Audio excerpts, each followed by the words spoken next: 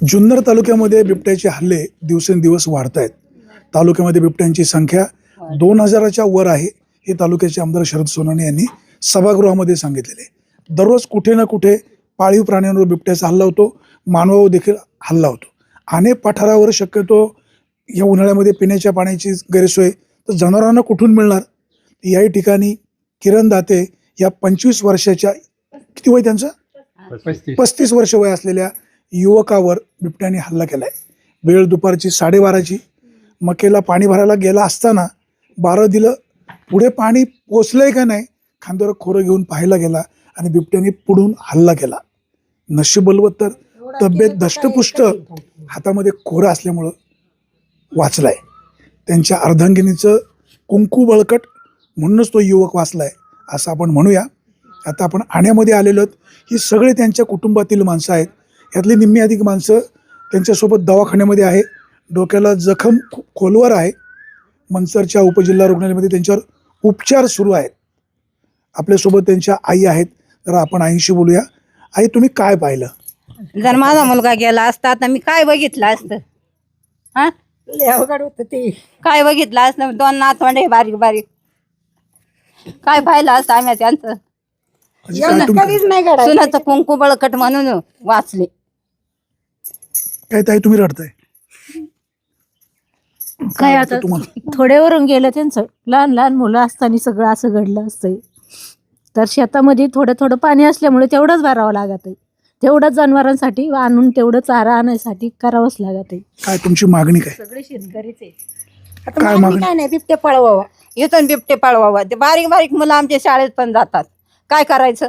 सगळ्यांना शेतामध्ये सगळ्यांनाच पाणी भरायला जायच लागत आहे ना. चारा पाणी काय सांगायचं, आमची मग बिबट्या इथून हलवा आणि नाहीतर मग आमच्या पोराची काय सुख केली असती. आज किती घडलं होतं हे आम्हाला कसं वाटलं दुपारी. आम्ही इथं रडत बसलो होतो. त्याला न्यायला इथून उचलून तिकडे, पण आम्हाला बघायला नाही भेटला. इथून नेतानी एवढी पोर आहे त्याची 3-4 वर्षाची, किती रडत होती. पार त्याची बायकोही रडत होती. आता आम्ही तिला म्हणायचं बंद हो बंद हो. ती कशाची बंद होती? तिला कसं ती म्हणायची मला बघायला भेटू द्या मला पप्पा. तुमची मागणी काय? तर काय त्यालाच पळवा फक्त. इथून बिबटे दामटा घेऊन जा, बाकी काय नाही. आम्हाला रानाने हिंडायचं इथं. इथं काय घरी आहे का सगळं? प्रसंग अतिशय बाका होता. ही कुटुंबातली मंडळी आपल्या सोबत आहेत. त्यांच्या आपण भावना पाहू शकतो. सगळ्यांचे आपण चेहरे पाहतोय. सगळे अतिशय दहशतीखाली आहेत, घाबरलेले आहेत. ताई तुम्ही काय सांगाल? तुमची काय मागणी? माझी एकच एवढी मागणी की ही निवडणूक विधानसभा निवडणूक होण्या अगोदर आमदार होण्याआधी त्यांनी शरददादा सोनवणे यांनी सांगितले होते की बिबटे हे मी जर निवडून आलो तर हद्दपार करणारे.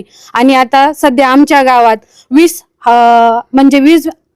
बिबट्यांच्या पुढून संख्या झालेली आहे बिबट्यांची. आणि आमच्या ह्या लावणात असे 5-6 बिबटे आहेत आणि त्यांची पिल्ले पण इथं आहेत. आणि आमचे लहान लहान मुले इथं खेळतात. शेजारी म्हणजे आमचे शेतकरी कुटुंब आहे आमचं.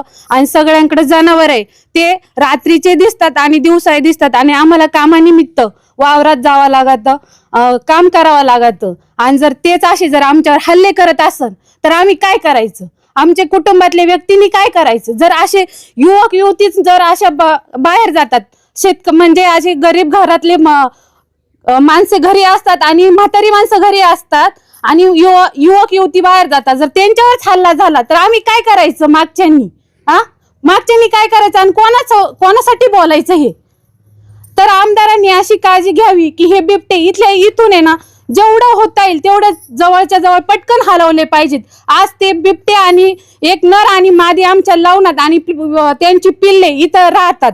आणि त्याच्यामुळं आम्हाला कुठे इथं अशी भीती पसरलेली की बाहेर जावा की नाही, पडावा की नाही. यामुळं आमदारांनी जेवढं जर काळजी घेऊन त्यांचे लवकरात लवकर इथून हद्दपार करावा अशीच आमची एक विनंती.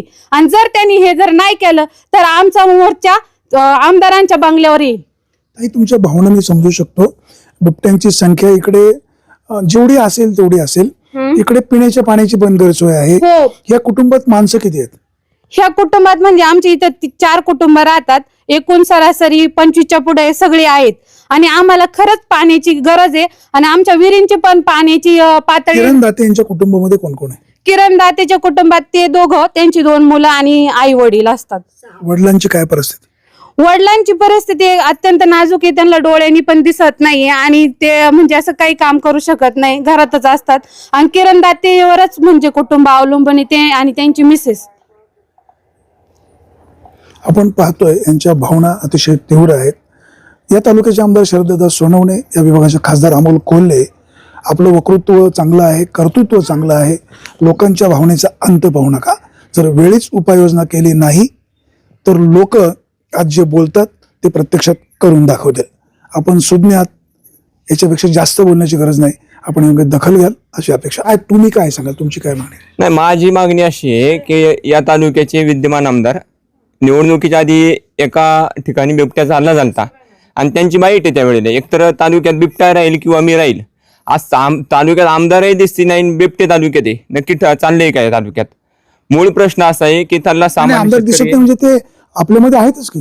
नाही, जरी असले पण त्यांचं वक्तव्य काय त्यावेळेला, एक वेळ बिबट्या राहील किंवा मी राहील. त्यांची विधानसभेतलं भाषण आहे का एवढी संख्या त्यांनी काय तालुक्यात केलं पाहिजे? उपाययोजना जर ठरली ते ज्याप्रमाणे म्हटले होते की वन अधिकारी इतर अधिकारी त्याचे समन्वय ठेवू आणि वेळेत सगळ्या शेतकऱ्यांना पिंजरे देऊ, वेळेत सगळ्या ठिकाणी लाईट देऊ.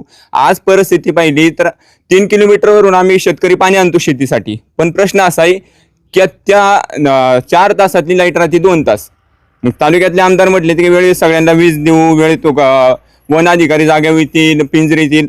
आज सकाळी झालेली घटना आहे, त्यानंतर 4 वाजता जर 6 वाजता जर पिंजरे येत असेल तर उपयोग काय ना.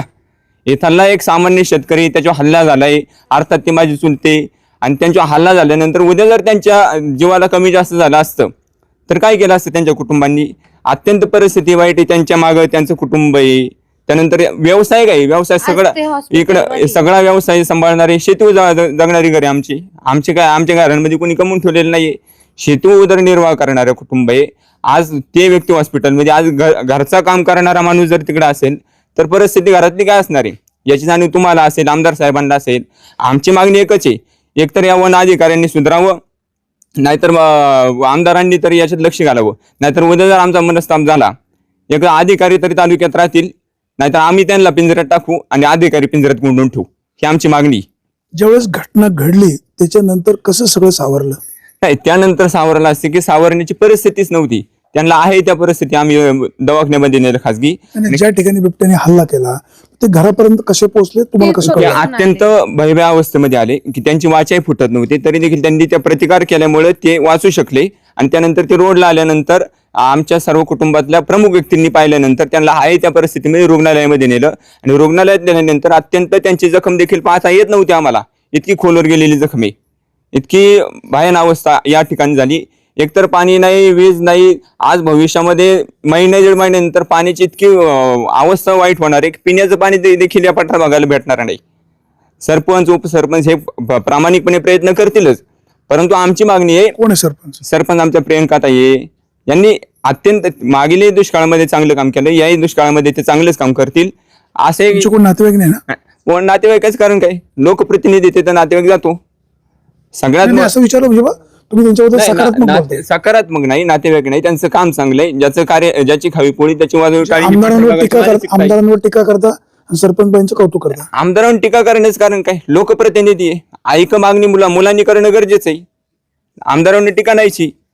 आपल्या विभागाचे खासदार कोण आहे? अमोल कोल्हे साहेबांचं तर आम्हाला निवडणूक झाल्यानंतर ते कधी दिसलेच नाही, कधीच दिसले नाही. फक्त संपर्क युट्यूब पुरता ठेवायचा, संसदेत कधी दिसतात कधी दिसत नाही. शेतकऱ्यांशी जर तुम्हाला शेतकऱ्यांचं दुःख जर जाणवत नसेल तर कशाला लोकप्रतिनिधी तुम्ही तालुक्याची झाली, जिल्ह्याचे खासदार तुम्ही कशाला झाली? काय मागणी? मागणी काय, आम्हाला आमच्या पायाभूत व्यवस्था द्या बिबट्यापासून. खासदार साहेबांकडे काय मागणी? खासदार साहेबांकडे सगळ्यात महत्वाची मागणी आहे की केंद्रीय पातळीवर तुम्हाला जे बिबट्यांसाठी प्रयत्न करता येतील तेवढे करा आणि पाण्याची व्यवस्था आम्हाला उपलब्ध करून द्या. तुम्ही खासदार आहे, तुम्ही देशाच्या संसदेत तुमचं भाषण चांगलं असतं, त्याप्रमाणे तुमचं कामही दाखवा. आमचीच मागणी आहे, दुसरी काय आमची मागणी नाही. आमदार खासदार तुम्ही काय हे लोकांचे दुश्मन नाही, तुम्ही लोकप्रतिनिधी आहात. लोकांच्या भावना तीव्र आहेत, त्यांच्या तोंडून बाहेर आलेल्या प्रतिक्रिया ह्या कदाचित तुम्हाला कडवट वाटत असतील, परंतु परिस्थिती तशी आहे, योग्य वेळी दखल घेण्याची गरज आहे. केवळ भाषण करून राशन मिळत नाही, लोकांचे प्रश्न सुटत नाही. या तालुक्याचे आमदार शरद सोनवणे बोलतात तसं करतात असं लोकांना आतापर्यंत वाटत होतं, किंबहुना ते खरं पण आहे. पण आता जर पठारावर बिबट्याचे हल्ले होत असतील, बरं दिवसा 12 वाजता होत असतील, तर लोकांनी करायचं काय? ज्या युवकावर किरण दातेवर हल्ला झाला तो धष्टपुष्ट होता म्हणून तो वाचला. जर एखादा दुबळा शेतकरी असता काय पाहिलं असतं? त्यांच्या कुटुंबामध्ये वडिलांना पॅरालिसिस झालेला आहे, आई वयस्कर आहे, मुलं लहान लहान आहे, कोणाचाही आधार नाही. केवळ दैव बलवत्तर म्हणून किरण दाते वाचलेला आहे. आमदार शरददादा सोनवणे महोदय आणि खासदार अमोलजी कोल्हे, आपण दक्ष राहाल. बिबट्या श्रेणी 1 मध्ये आहे, तो 2 मध्ये घेतला जावा हे आपण वारंवार बोलतोय. सरकारला वठणीवर आणण्याची गरज आहे आणि आम्हाला खात्री आहे तुमचं दोघांचंही कर्तृत्व चांगलं आहे. आता तुम्ही रस्त्यावर उतरण्याची गरज आहे. किंबहुना प्रश्न मार्गी लागत नसेल तर मात्र जनतेला सोबत घ्या, आम्ही तुमच्या सोबत असू.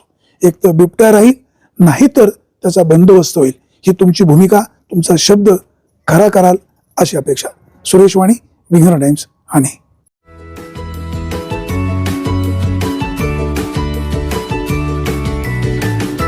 बातम्या शेतीच्या, बातम्या मातीच्या, बातम्या अन्यायाच्या, गुन्हेगारीच्या,